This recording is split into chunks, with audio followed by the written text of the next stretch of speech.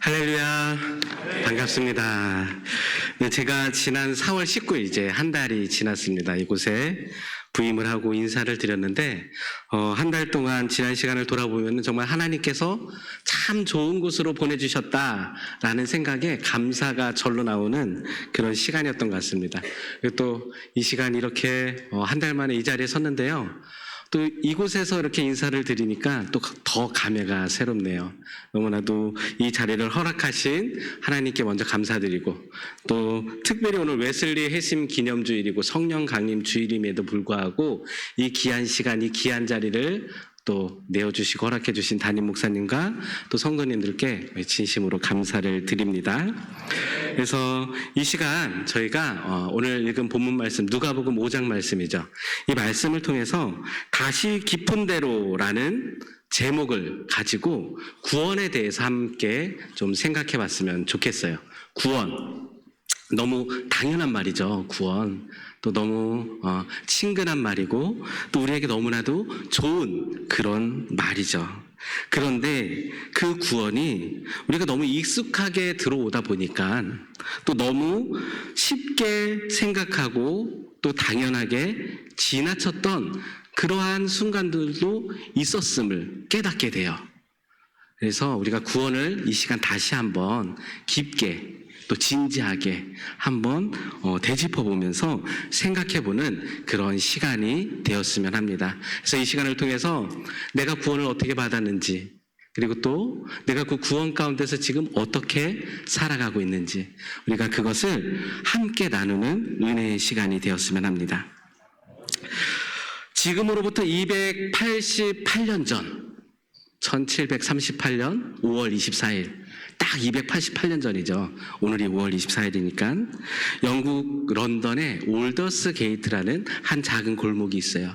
그곳에 작은 모임이 있었는데 그곳에 한 사람이 앉아있고 그곳에서 놀라운 경험을 하게 됩니다. 그리고 그 이후 그의 삶을 통하여서 정말 많은 변화들이 나타나는데 그가 누구냐면 바로 존 웨슬리예요. 오늘 우리 웨슬리 회심 기념주일로 지키잖아요. 바로 그 웨슬리 목사님, 그가 바로 288년 전 5월 24일 그 이른 저녁 시간 그 한 거리의 모임에서 놀라운 경험을 하게 된다는 거죠. 그는 목회자 집안에서 태어났고 또 목회자였어요. 신학자였고 그 누구보다도 열정이 있었던 그런 사람이었어요. 그래서 그 복음의 열정을 가지고 미국 조지아에 선교사로 나갔다가 올 정도로 뜨거운 그런 열정을 가지고 있었던 사람이었죠. 그런데 그런 웨슬리의 마음 가운데도 여전히 불안한 마음, 흔들리는 마음, 그런 마음들이 있었다라는 거예요. 그는 조지아에 선교를 나갔지만 그 선교가 결코 좋은 그런 기억은 아니었어요. 왜? 실패를 하고 돌아왔거든요. 실패하고 다시 고향으로 돌아오는 그 배 가운데서 그 대서양 한복판에서 큰 폭풍을 만나게 됩니다.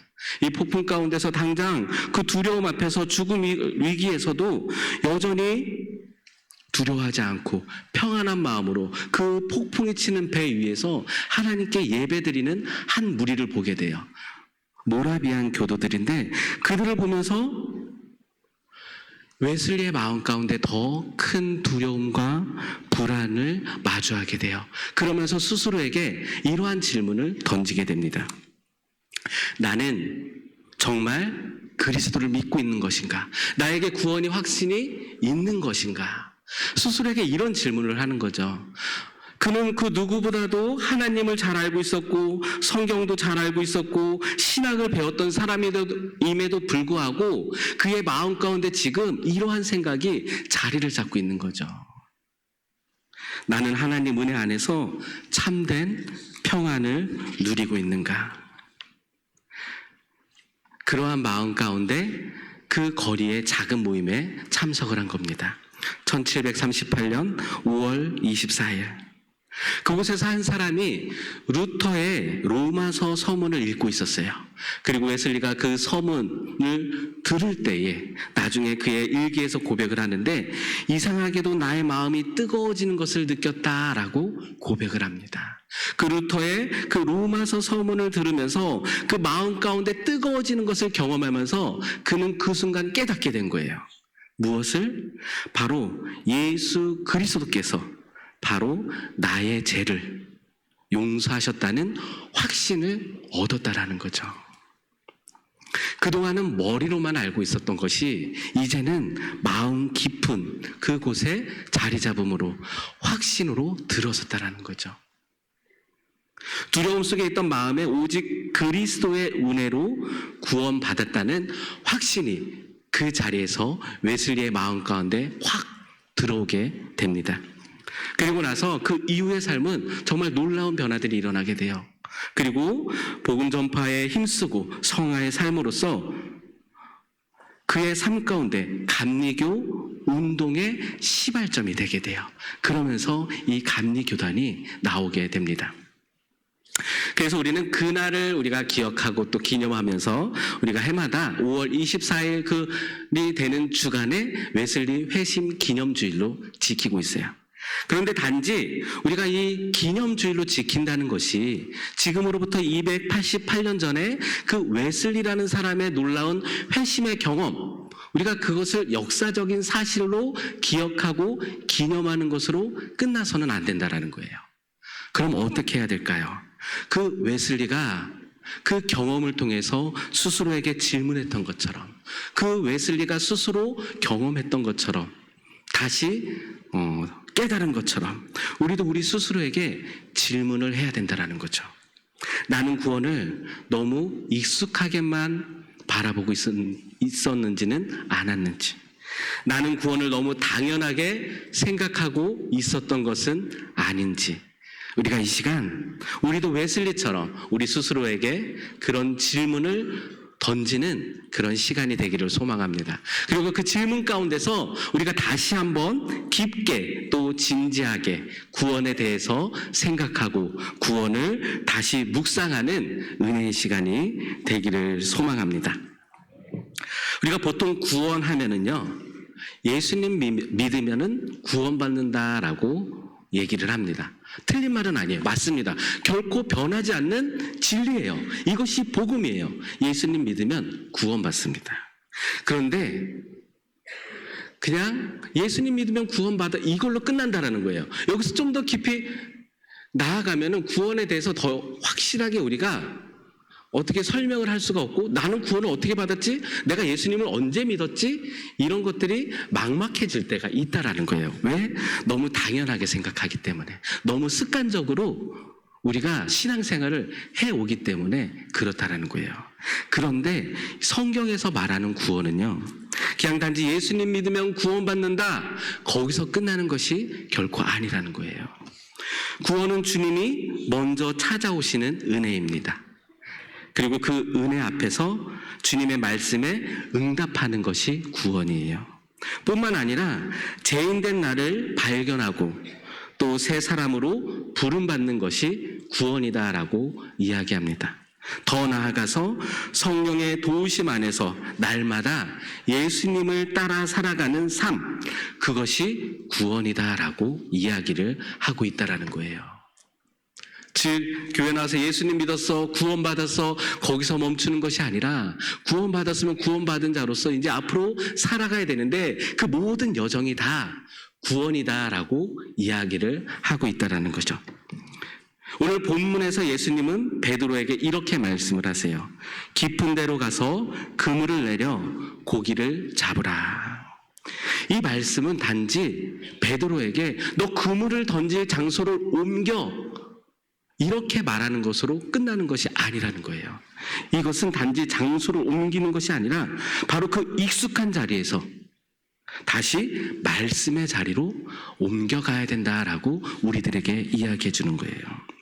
우리의 경험과 판단에 머물러 있던 그 자리에서 우리가 옮겨서 다시금 주님의 말씀을 의지하는 그러한 자리로 옮겨가야 된다라고 말씀해 주고 있는 것입니다.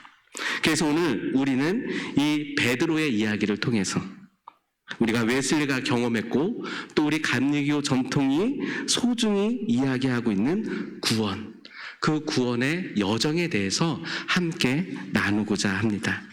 그래서 우리가 나눌 때에 말씀을 통해서 우리가 오늘 제목 다시 깊은 데로, 이 제목처럼요, 우리들의 삶의 자리가 다시금 그 깊은 자리, 은혜의 자리, 감격의 자리로 함께 나아가는 귀한 시간이 되기를 소망합니다.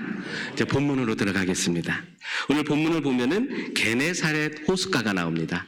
예수님께서 게네사렛 호숫가로 찾아오셨어요. 이 게네사렛 호숫가는 갈릴리 호수예요. 갈릴리 호수고 또 이 베드로가 어부로서 자신의 삶의 터전으로 삼고 있던 장소예요. 그래서 이날도 어김없이 어부로서 베드로가 그곳에 나가서 밤이 새도록 수고하며 물고기를 잡습니다. 그런데 우리가 말씀을 통해서 잘 알다시피 밤새도록 그물을 던졌는데 한 마리도 못 잡았죠. 그렇게 한 마리도 못 잡고 이제 아침이 되어서 모든 것을 다 정리하고 이제 집으로 돌아가려고 하던 그때예요. 그때 예수님이 그곳에 오신 거예요. 근데 예수님이 오셨는데 조용히 오셨냐? 그게 아니라는 거죠. 말씀을 보니까 예수님이 올 때 무리가 몰려와서 하나님의 말씀을 들으세라고 되어 있어요. 예수님이 그곳에 오셨다는 소문을 듣고 수많은 사람들이 따라온 거예요. 왜? 이미 그들은 알고 있었거든요. 예수님이 가는 곳곳마다 놀라운 기적들이 일어나는 것을 소문으로 들었어요. 병든 자가 낫고 문제 있는 자들이 해결을 받는 그런 놀라운 일들이 일어나는 그 소문을 들었어요. 그리고 그곳에 갔죠. 왜? 나도 어떻게 해서든지 그 예수님의 그 간심 안에 들어가서 내 문제가 해결되길 바라는 그런 마음으로. 그렇기 때문에 얌전히 쫓아갈 수가 없어요. 이들은 어떻게 해서든지 예수님 가장 가까이에 나아가야 되는 상황이에요. 그러니까 너무나도 분주하고 어수선한 그런 상황이라는 거죠.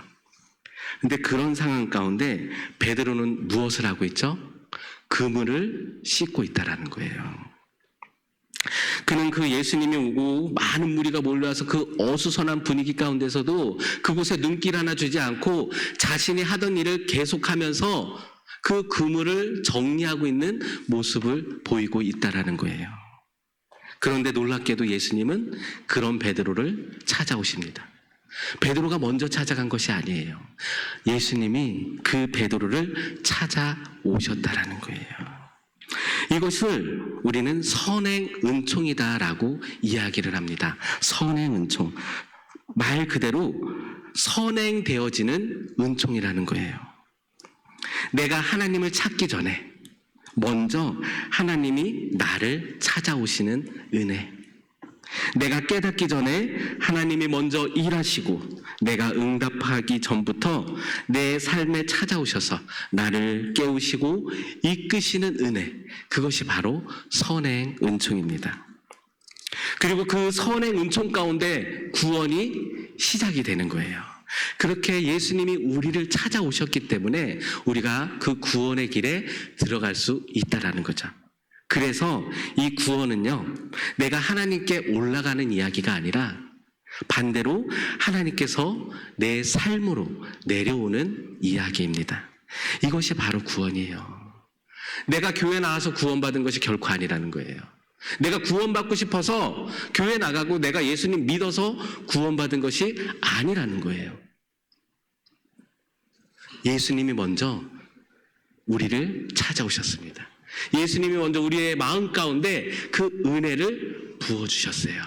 그렇기 때문에 우리가 지금 이 자리에 있을 수 있는 것입니다.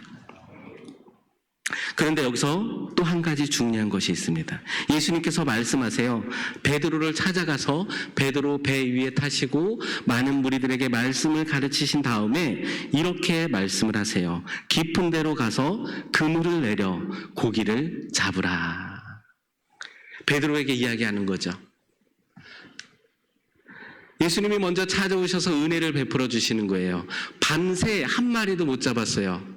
그런 베드로에게 지금 말씀해 주고 있죠. 저 깊은 데로 가서 그물을 던지면 물고기를 많이 잡을 수 있을 거야. 이렇게 말씀해 주시는 거예요. 그런데 이 말이 이 베드로에게 어떻게 들렸을까요?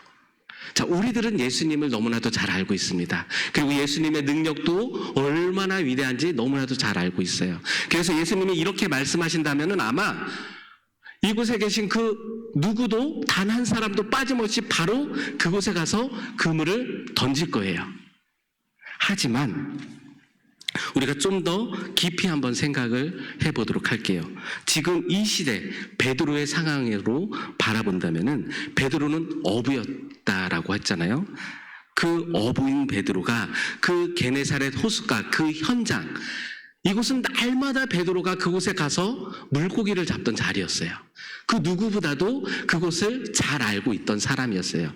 어느 시간대에 어느 곳에 그물을 던지면은 물고기를 잡을 수 있는지 그 누구보다도 가장 잘 알고 있었던 사람이었다라는 거예요. 그런데 그런 사람이 지금 밤새 수고했음에도 불구하고 한 마리도 못 잡고 집으로 가려고 하던 그 상황이었다라는 거죠. 그때 예수님이 말씀하시는 거예요. 저기 가서 그물 던지면은 잡을 수 있을 거야. 근데 예수님은요, 어부가 아니잖아요. 어부였던 베드로의 입장에서 보면은 예수님은 이 공생의 사역을 시작하기 전에 그 아버지 요셉을 도와서 목수의 일을 했던 사람이었어요. 물고기를 잡는 것에는 큰 지식이 없던 그런 인물이었다라는 거예요. 베드로의 입장에서는 너무나도 어이없는 이야기일 수도 있어요. 그거를 누가 몰라서 안 던졌을까? 그것도 아마 수없이 많이 이미 던져봤을 거란 말이죠. 복음도 마찬가지입니다. 2000년 전에 한 사람이 이 땅에 오셨어요. 근데 놀랍게도 성령으로 잉태했다라는 거죠. 동정녀에게서 태어나서 그 사람이 지금 이 시대 나를 위해서 십자가에 못 박혀 죽었다라는 거예요. 그리고 심지어는 다시 부활을 했대요. 이것을 믿고 응답하는 것, 이게 결코 쉬운 일이 아니라는 거예요. 지금 이 자리에 있는 여러분들은 이미 그것을 믿음으로 고백하고 구원받고 이 자리에 있겠지만 아직 그것을 접하지 못하고 경험하지 못한 많은 사람들은요, 네, 믿습니다. 주님이 나를 구원해 주신 그리스도이십니다. 나를 위해 십자가에 못 박히셨습니다. 이 고백까지 나아가기가 너무나도 힘든 일이에요. 상식적으로는 도저히 이해하기 어려운 그런 말이잖아요. 그래서 응답을 한다라는 건요, 베드로가 말씀에 의지하여 내가 그물을 던지겠습니다 라고 응답하고 그물을 던지잖아요. 이런 것처럼 그 예수님이 찾아오셔서 우리에게 주시는 그 은혜에 우리가 말씀으로 응답하며 나아가는 것은 결코 쉬운 일이 아니지만 그럼에도 불구하고 응답한다라는 것은요, 이게 무슨 일이냐면은 내가 그 모든 것을 이해하고 내가 그 모든 것을 납득하고 받아들이기 때문에, 확신이 있기 때문에 내가 믿겠습니다. 내가 그 말씀대로 행하겠습니다. 이런 것이 아니라 나는 아직 이해할 수는 없지만, 내가 경험하지는 못했지만, 내가 받아들이기는 힘들지만 그것이 주님의 말씀이기에 내가 믿음으로 의지하며 나아가겠습니다라는 그런 고백이라는 거예요. 이것이 바로 믿음입니다. 내가 이해하고 내가 확신하고 받아들여서 고백하는 것이 아니라 믿을 수 없지만, 아직 이해할 수 없고 받아들이기 힘들지만 그럼에도 불구하고 주님의 말씀이기에 내가 그 말씀에 의지하여 나아가겠습니다. 이러한 고백이 바로 우리들의 입술에서 나오는 응답의 고백이 되어야 할 줄 믿습니다. 그럴 때 어떠한 일이 벌어지죠? 베드로가 말씀에 의지하여 그물을 던졌을 때 그물이 찢어지도록 많은 물고기를 잡는 놀라운 일을 경험하게 돼요. 이 얼마나 감격스러운 장면입니까? 밤새도록 한 마리도 못 잡았는데, 그래서 낙심해서 이제 집으로 돌아가는 그 상황 가운데 지금 베드로의 마음속에는 걱정이 태산이에요. 물고기를 잡아야 그것을 팔고 나의 가족을 또 먹여 살릴 텐데, 지금 그 생계가 막막한 그런 상황 가운데서 물고기를 찢어지도록 잡았다라는 거예요. 이제 그 모든 문제가 다 해결이 됐습니다. 이 얼마나 감격스럽고 기쁜 순간이에요. 함성이 절로 나오는 그러한 상황이라는 거죠. 그런데 말씀을 보면 이 베드로의 반응이 너무나도 뜻밖이에요.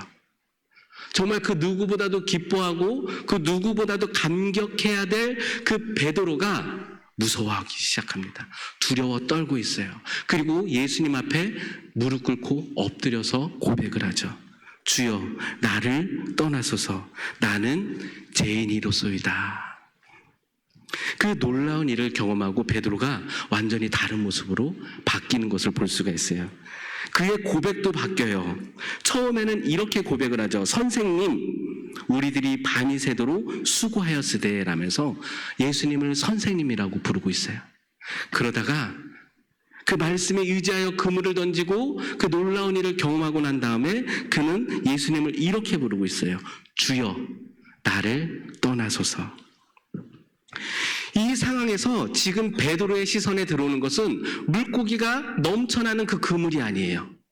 그 일을 행하게 하신 예수님을 바라보고 있다는 거예요. 그리고 그 일을 경험하게 하신 그 예수님을 바라보면서 그 안에서 자기 자신이 비춰지고 있는 거죠. 죽을 수밖에 없는 죄인이었던 자신의 모습을 깨닫게 됩니다. 그리고 하나님의 은혜 아니고서는 내가 도저히 살아갈 수 없는 존재임을 깨닫게 되는 거예요. 그렇게 예수님 앞에 무릎으로 나아가고 있습니다. 그럴 때 예수님께서 말씀해 주세요. 무서워하지 말라. 이제 후로는 내가 사람을 취하리라. 내가 죄인으로서 죽을 수밖에 없는 그런 사람인데 하나님의 은혜로 내가 지금 이 자리에 있습니다. 이렇게 고백할 때에 예수님께서 말씀해 주시는 거예요. 무서워하지 말라. 이제 후로는 내가 사람을 취하리라. 내가 이제 더 이상 이전의 모습이 아니라 새로운 삶을 살아갈 것이다. 새로운 생명을 얻을 것이다 라고 말씀해 주시는 거죠. 이것을 감리교 전통에서는 칭의와 중생의 은혜라고 이야기를 합니다. 예수님의 그 은혜를 통해서 내가 새롭게 태어나는 거죠. 위롭다 여겨지는 거예요. 내가 의인이어서 내가 경건하고 거룩해서 그래서 하나님이 나를 의인이라고 말씀해 주시고 구원받는 것이 아니라 나는 죽을 수밖에 없는 죄인인데 하나님의 은혜로 내가 의롭게 여겨지고 그 안에서 새로운 삶을, 새로운 생명을 얻는 것이라는 거예요. 이것이 칭의와 중생의 은혜입니다. 이렇게 새롭게 태어난 그의 삶을 이제 앞으로 어떠한 삶이 되어지죠? 11절 이에 모든 것을 버려두고 예수를 따르니라. 이제 베드로는 새로운 생명을 얻고 이제 더 이상 어부의 삶이 아니라 예수님을 따라다니면서 사람을 취하는, 사람을 낚는 어부의 삶을 살아가게 돼요. 이렇게 예수님과 함께 나아가는 삶, 이것을 감리교 전통에서는 성화의 삶이다라고 이야기를 합니다. 즉 구원받은 자가 이제 앞으로 나아가는 그 삶, 이것이 성화의 과정인데 지금 우리들이 나아가는 그러한 삶이라고 볼 수 있어요. 예수님을 처음 만나고 그 놀라운 일을 경험했던 그 순간들 혹시 다들 기억하고 계십니까? 그 감격스러운 순간. 그것을 뚜렷이 기억하시는 분들도 있고 또 그것을 어렴풋이 잘 기억하지 못하시는 분들도 계실 거예요. 저도 어렴풋이 그렇게 기억이 납니다. 그런데 어쨌든 우리가 예수님을 만나고 경험을 통해서 그렇게 나아갈 때 초반에는 참 열심히 해요. 그 뜨거운 마음을 주체할 수가 없어서 그 누구보다도 열심으로 우리가 신앙생활을 하죠. 근데 그것이 오래 갑니까? 지금도 그렇게 열정이 있습니까? 이게 쉽지 않다라는 거예요. 성화의 삶이라는 것은 바로 그렇습니다. 언제나 항상 마냥 좋을 수만은 없어요. 베드로의 삶도 그랬어요. 베드로는 그 누구보다도 열정적인 사람이었어요. 그래서 예수님의 제자로 나아갈 때에 그 누구보다도 앞장서서 나아갔고 또 그 누구도 하지 못했던 최고의 신앙 고백을 가장 먼저 했던 사람이 베드로였어요. 주는 그리스도시요 살아계신 하나님의 아들이십니다. 이 얼마나 멋진 고백입니까? 그런 고백을 했던 사람이 베드로였다라는 거예요. 그런데 그런 베드로가 예수님이 붙잡히실 때 어떻게 했죠? 예수님이 붙잡히기 전에, 바로 직전에 베드로는 자신의 입으로 자신 있게 고백했어요. 내가 주님과 함께 어디든지 가겠습니다. 그곳이 죽음의 자리일지라도 나는 그곳까지 가겠습니다. 이렇게 고백했던 사람이 베드로였거든요. 그런데 그 베드로가 예수님이 붙잡히자 바로 예수님을 부인하죠. 나는 저 사람을 몰라. 그것도 한 번도 아니고 3번씩이나. 심지어 성경은 그 베드로가 예수님을 저주까지 하면서 부인했다라고 소개하고 있어요. 이 얼마나 놀라운 장면입니까? 그렇게 열심을 냈던 베드로가 지금 자신의 그 삶 가운데 자신이 위협을 받자 돌변하는 그런 모습, 실패와 좌절을 경험하는, 무너져 내려가는 그 모습을 바라볼 수 있다는 거예요. 근데 이것은 베드로만의 모습이 아니죠. 우리들의 삶 가운데서도 우리들도 똑같이 베드로처럼 무너지고 넘어질 때가 있어요.